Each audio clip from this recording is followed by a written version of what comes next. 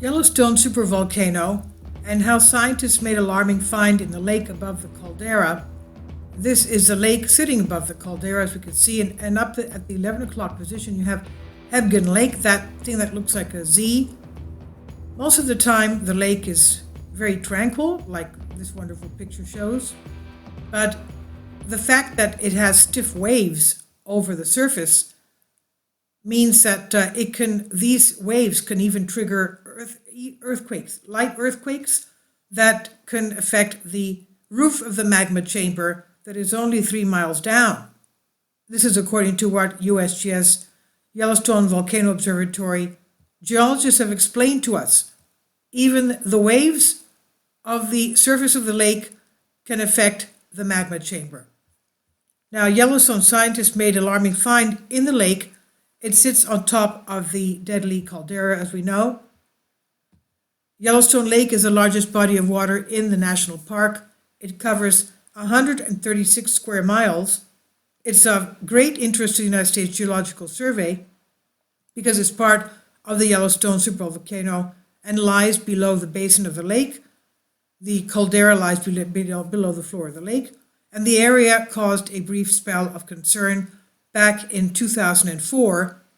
That's when the ground under the lake started to rise significantly and created a bulge.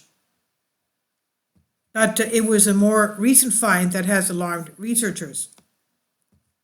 A little while ago, the study revealed how non-native lake trout has heavily affected animals in the park.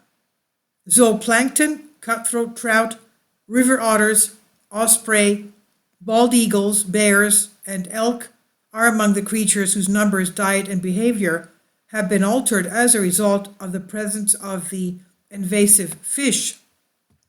Scientists analyzed data spanning more than 4 decades. This was a time from 1972 to 2017, and they concluded that the impact of lake trout in Yellowstone Lake, in particular, the decline of native cutthroat trout, has cascaded across the lake, its tributaries, and the surrounding ecosystem. Finally, support my Patreon account. The daily posts are 5 videos daily, and they are totally different from what I have on my YouTube channel. Thank you so much for your support and that you find all my content so interesting. You'll find the Patreon account details in the description box. The study spearheaded by Lucia Tronstad of Wyoming Natural Diversity Database, and she said, "Our study illustrates the potential impact of a single invasive predatory species on otherwise pristine ecosystems. Monitoring over the past 3 decades shows a dramatic drop in the numbers of native cutthroat trout that inhabit Yellowstone Lake, and this believed to have been caused by the illegal introduction in the 80s of lake trout, which prey on cutthroats and spawned at depths inaccessible to bears, birds, and other animals. And despite the cutthroat trout decline, grizzly bear abundance throughout Yellowstone National Park has remained stable," they said. Dr. Tronstad explained grizzly and black bear frequency of occurrence on spawning tributaries and use of cutthroat trout as a food resource were greatly reduced following the lake trout invasion.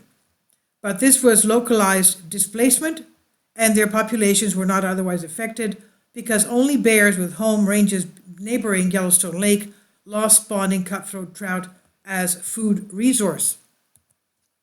They said since bears are omnivore generalists, they could make use of other foods. By 2007 to 2009, grizzly bears had shifted to alternative prey, and the proportion of cutthroat trout in their diet had declined to 0.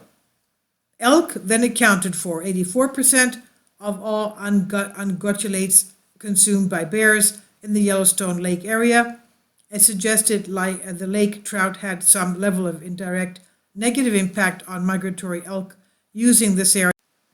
But Dr. Tronstad did note that the extensive gill netting of lake trout over the past 24 years has begun to help the cutthroat trout population in Yellowstone Lake. And she said juveniles are again recruiting to the cutthroat trout population.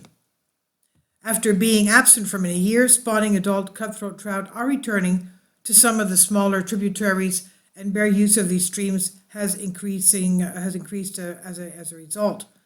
Ospreys, however, have not yet responded to the recent increases in cutthroat trout prey, and the outcome of restoration efforts to trophic levels with and across the ecosystems in the Yellowstone Lake watershed remains uncertain.